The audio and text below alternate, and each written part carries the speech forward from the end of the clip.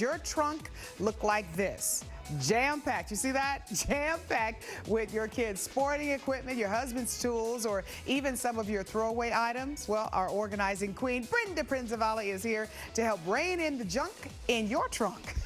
Have you ever walked out to your garage or your driveway, open the trunk to put something in because you need space because you're going somewhere, and this is what you find?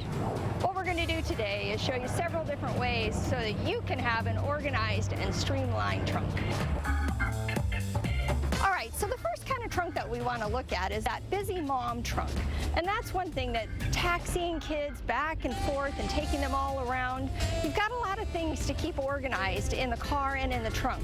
If you set up your trunk like this, what you're doing is creating a very specific space for each child. It can serve two really important functions. First of all, in the morning, making sure that their child has everything they need for the day, whether it's their backpack, their art project, maybe they have violin lessons later in the day and you need to make sure that they have their music with them.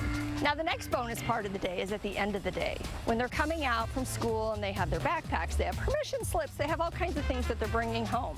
Now when you pull in the driveway and you get home, what you can do is actually have them go and check and make sure that they've taken everything out of their bin into the house so their homework is ready there and they're all ready for the evening and anything that they need to do. And or that special art project that they made for you gets in the house and they have a time to share that with you too.